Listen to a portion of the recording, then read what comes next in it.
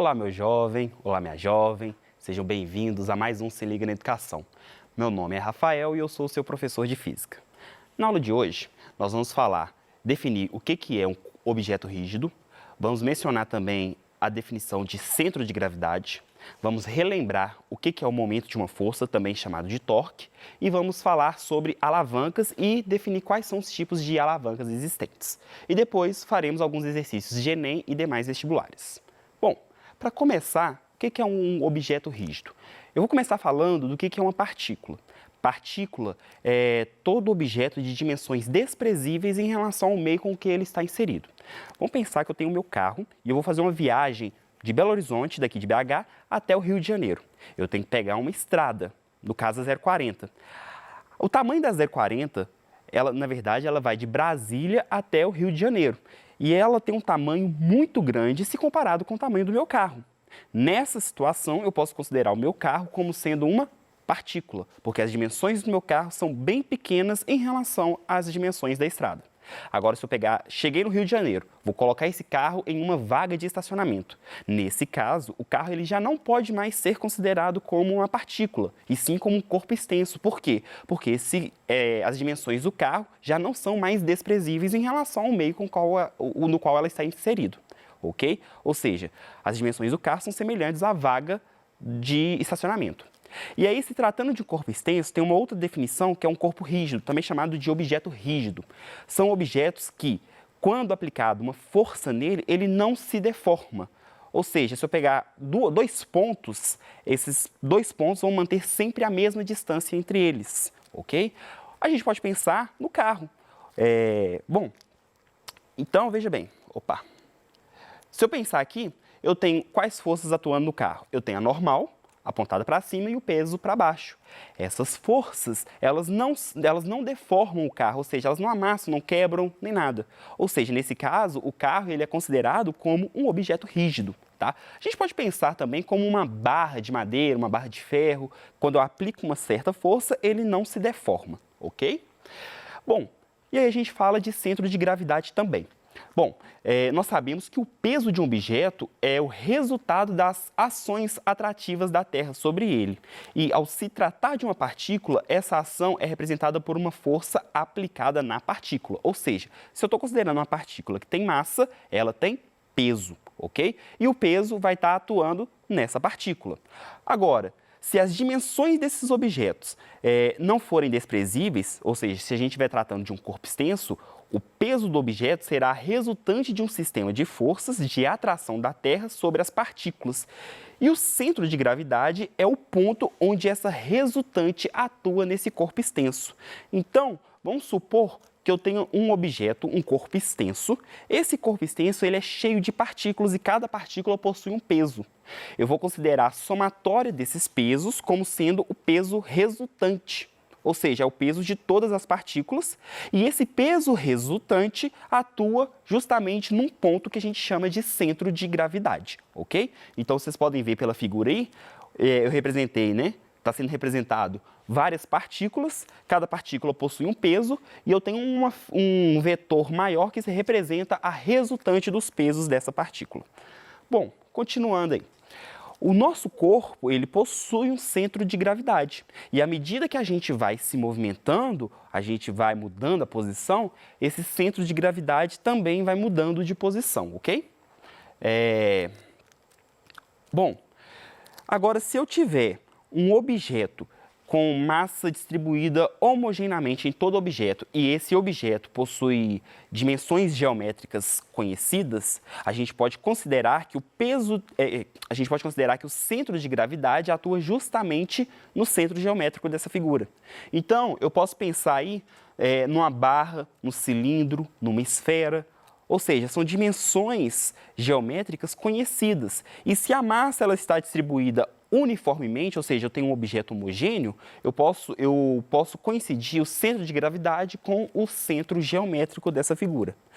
Agora, a partir do momento que essa distribuição de massa não é mais homogênea, ou seja, eu tenho regiões que têm mais concentração de massa e regiões que têm menor concentração de massa, o centro de gravidade ele vai estar próximo à região que tem a maior concentração de massa. Então, veja bem, eu tenho uma barra cuja uma extremidade tem uma massa de 20 quilos e a outra extremidade de 80 quilos. Nesse caso, o centro de gravidade ele vai estar mais próximo da barra da extremidade de maior massa, ou seja, vai estar mais próximo do lado de 80 quilos. E aí a gente entra na parte de momento de uma força, tá? Um objeto rígido, ele pode girar em torno de um eixo. E os efeitos de rotação desse objeto dependem da força aplicada e da distância do eixo de rotação onde essa força é aplicada. Ou seja, vamos entender o que seria o momento. Imagina que eu quero tirar a roda do carro, então eu tenho que tirar aquela porca. Só que é difícil manualmente tirar, então eu vou usar uma chave de roda para facilitar os efeitos de rotação. Esse efeito de rotação, ele vai ser maior quanto maior for a força e maior for a distância de aplicação dessa força com relação ao eixo que gira, ok? Ao eixo fixo. Bom, então podem perceber aí a chave de roda, quanto mais afastado do centro onde gira for aplicada essa força, maior vai ser os efeitos dessa rotação, mais fácil vai ser girar. E aí esses efeitos a gente recebe o nome de momento de uma força, também chamado de torque. E como é que a gente calcula esse momento de uma força? Como é que a gente calcula esse torque? O torque, né, representado pela letra M, vai ser F vezes D, onde F é a força aplicada, medida em newtons, e D é a distância do ponto de rotação, medida em metros, ok? Bom, e onde que isso é aplicado? Coisa mais simples são as portas, ok? Em uma extremidade da porta ficam as dobradiças, onde a porta ela é pregada e nessa dobradiça, em torno dessa dobradiça, a porta gira, ok? Quando você vai abrir uma porta, você coloca a mão na outra extremidade. É muito difícil você ver uma pessoa tentando abrir a porta colocando a mão próxima à dobradiça. Normalmente é do outro lado da porta, na outra extremidade. Por quê? Porque os efeitos de rotação ele é maior, uma vez que esses efeitos dependem da força aplicada e também dependem da distância do eixo de rotação. Ou seja, quanto mais distante do eixo de rotação, maior vai ser os efeitos de aplicação dessa força. Bom, uma outra aplicação aí, que eu até comentei anteriormente, é quando eu quero, furo o pneu do carro, eu quero trocar essa roda. Para poder tirar aquele parafuso, tirar a porca, eu uso uma chave de roda. E eu aplico a força na extremidade mais distante da porca. Porque quanto mais distante, maior vai ser os efeitos dessa rotação. Bom, e aí, para fazer os cálculos do momento, a gente usa a seguinte convenção. Quando eu tendo a girar um corpo no sentido anti-horário, a gente vai atribuir a ele um sinal positivo para esse momento. Agora, se a tendência é girar no sentido horário, nós vamos atribuir, então, um sinal negativo. Então, de novo, quando um corpo rígido tende a girar no sentido anti-horário, é definido um momento positivo, e quando o corpo rígido tende a girar no sentido horário, é definido ali, então, um momento negativo. Isso é uma convenção, ok? Então, veja bem essa barra aqui. A força F1, ela tende a girar a barra no sentido anti-horário. Então, essa força F1 vai provocar um momento que eu estou chamando de M1, só que positivo. Agora, a força F2, ela tende a girar a barra no sentido horário e, nesse caso, o momento vai ser negativo, ok? Bom, e aí a gente volta a falar de equilíbrio de um corpo rígido. Quando um corpo vai estar em equilíbrio? Quando ele estiver em movimento retilíneo uniforme ou quando ele estiver em repouso. E nesse caso, quais são as condições de equilíbrio? As condições vão ser força resultante igual a zero e o momento resultante também tem que ser igual a zero. Se eu obedecer essas duas condições, podemos afirmar com certeza absoluta que esse corpo encontra-se em equilíbrio. Então, veja bem uma barra. Essa barra, ela está em equilíbrio. Para ela estar em equilíbrio, a força resultante tem que ser igual a zero. Então, a normal para cima, menos o peso do bloco 1, menos o peso da barra, menos o peso do bloco 2, isso tem que ser igual a zero. Por que esses pesos são negativos? Porque eles estão apontados para baixo, no sentido contrário ao normal. A gente está convencionando aqui que forças para cima seriam positivas e forças para baixo negativas, ok? E aí, se eu passar todos esses pesos que são negativos para o outro lado positivo, nós concluímos que a normal vai ser igual à soma dos pesos. Quais pesos? Da barra 1, da barra em si e do bloco 2. Bom, agora, falando de momento, o momento também tem que ser igual a zero. E aí, nesse caso, como é que eu vou calcular o momento? Vai ser força vezes a distância. Vamos considerar a normal. A normal, ela não tem uma certa distância do eixo de giro. Nesse caso, vai ser n vezes zero. A normal não provoca momento. Se a gente depender da normal, essa barra ela não vai girar, ok? Agora, o peso 1, ele vai provocar um momento no sentido anti-horário. Então, P vezes D1, positivo, é o momento provocado pelo peso 1. Nós temos também o peso da barra, representado só pela letra P. E nesse caso, esse peso tende a girar a barra no sentido horário. Então, ele vai provocar um momento negativo. E como é que a gente calcula o momento mesmo? P vezes D. O P é a força e o D é a distância. E o bloco M2 tem um peso que tende a girar também a barra no sentido horário, por isso negativo. E o momento provocado por ele vai ser a força peso, P2, vezes a distância, D2. Negativo porque tende a girar no sentido horário. E aí, se eu trouxer esses momentos negativos para o outro lado positivo, eu concluo que o momento provocado pelo bloco 1 vai ser igual ao momento provocado pelo bloco 2 e o momento, mais o momento provocado pelo peso da barra, ok? Bom, e aí a gente entra num novo conceito, que é o conceito de alavancas. Na física, a alavanca é um objeto rígido que é usado com um ponto fixo apropriado para multiplicar a força mecânica que pode ser aplicada a um outro objeto, resistência. Isto é, denominado também vantagem mecânica e é um exemplo do princípio dos momentos. Ou seja, quando você quer sustentar ou, no caso, levantar um objeto que você próprio não vai conseguir por seu esforço muscular, você pode usar a alavanca. Ok? Bom, então veja o exemplo aqui. Eu tenho uma pessoa que está querendo levantar um tamanho muito grande de rocha. Essa pessoa não vai conseguir sozinha, então ela vai usar uma alavanca. A alavanca é usada para levantar cargas de peso bem maior do que a força que nossos músculos conseguem desenvolver. Bom, e aí agora a gente vai definir alguns nomes aqui, tá? Veja bem, essa rocha, ela possui um peso. Esse peso seria o que a gente chama de força resistente. Ele tende a ir contra o movimento da alavanca. Por isso, a gente chama ele de força resistente, de resistência mesmo. Nós temos um ponto onde essa alavanca ela é apoiada.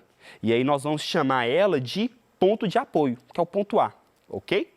E temos uma pessoa fazendo uma força para movimentar essa alavanca. Essa força que provoca o movimento da alavanca é o que a gente chama de força potente, ok? E aí, nós vamos entrar nos tipos de alavancas que já foi cobrado no Enem, tá? A primeira delas é a alavanca interfixa. Lembrando que nós temos a força potente, nós temos o eixo fixo, também chamado de ponto de apoio, e nós temos a força resistente. A alavanca interfixa, ela vai ser o tipo de alavanca cujo ponto de apoio vai ficar entre a força potente e a força resistente. Tá? Um exemplo disso é a tesoura. De um lado da tesoura, você faz a força. Na outra extremidade, por exemplo, o papel seria a resistência ao movimento da tesoura. Como o eixo de giro ou ponto de apoio encontra-se entre a força potente e a força resistente, dá-se o nome, então, de alavanca interfixa. Por exemplo, temos aqui o ponto de apoio, temos uma barra, de um lado nós temos a força potente, do outro lado a força resistente. Então, é uma alavanca interfixa. A gangorra é um exemplo de alavanca interfixa. De um lado fica um menino, do outro lado fica o outro menino, um deles é a força potente e o outro é a força resistente. No meio fica o ponto de apoio. Um outro exemplo, o martelo. Você vai tirar o martelo, né? Você coloca o martelo como uma alavanca. O prego seria a resistência, onde o martelo se apoia, o ponto de apoio, e o seu braço fazendo uma força potente. O alicate é um exemplo de alavanca interfixa. Agora, alavanca interresistente. A alavanca interresistente é o tipo de alavanca que a força resistente fica no meio. No meio de quem? Do ponto de apoio e da força potente. Então, por exemplo, eu tenho aqui, de um lado da alavanca eu vou fazer a força, do outro lado ela gira. A força resistente fica no meio. Um exemplo disso aí é o abridor de garrafas, ok? Veja bem, de uma extremidade você faz a força, no meio fica a resistência, que é a tampa da garrafa, e na outra extremidade seria o ponto de apoio. O carrinho de mão também é um exemplo de alavanca interresistente. A roda seria o ponto de apoio, o peso que está no meio é a força resistente e a força que o homem faz é a força potente. Quebra-nozes. Quebra-nozes também é um exemplo de força resistente, né? A noz ela vai fazer o papel de força resistente. E temos também a interpotente. A interpotente é quando a força potente fica no meio. No meio de quem? Da força resistente e do ponto de apoio. Tá? Então, veja bem, você vai fazer a força no meio da alavanca. Um exemplo disso é a pinça. De um lado fica o ponto de apoio, você vai fazer a força no meio da pinça e aí a pinça pode ser usada para tirar os fios de cabelo. O fio de cabelo tende a resistir ao movimento da pinça, então o fio de cabelo é a força resistente. Outro exemplo é a vassoura. Você apoia a vassoura, você segura a vassoura e você faz a força no meio da vassoura, a força potente. E o chão faz o papel de força resistente. Bom, e o nosso corpo também é cheio de alavancas, tá? O nosso antebraço, por exemplo, ele é uma alavanca interpotente. Veja bem, se eu coloco um objeto na minha mão, o objeto é a força resistente, ok? O bíceps vai fazer a força puxando a alavanca, então ela é a força potente. E o cotovelo vai ser o ponto de apoio. Como a força potente, ela se encontra no meio da força resistente do ponto de apoio, o nosso antebraço é uma alavanca interpotente. Bom, o pé, ele é considerado como uma alavanca interresistente. Quando você levanta aqui, na base, onde que o seu pé encosta no chão, é o ponto de apoio. O seu peso fica no meio e o músculo da batata da perna é que puxa o seu pé. Como o seu peso está entre esse ponto de apoio e está entre o músculo da batata da perna, ele vai ser considerado, então, uma força interresistente. Bom, e por fim, a nossa cabeça. A cabeça ela é considerada uma alavanca interfixa. O que acontece? A articulação da cabeça com a coluna vertical é o ponto de apoio. A parte da frente está o peso, ok? E o músculo que se encontra na nuca seria a força potente. Como o ponto de apoio se encontra entre o peso, que é a força resistente, e o músculo, que é a força potente, como o ponto de apoio está no meio, nesse caso a cabeça ela é considerada como uma alavanca interfixa. Então tá aí um exemplo. Bom, pessoal, tem algumas questões do Enem, continue, deem uma olhada depois, façam os exercícios e se tiver dúvida, mandem suas perguntas. Agradeço a participação de vocês e até a próxima, se Deus quiser.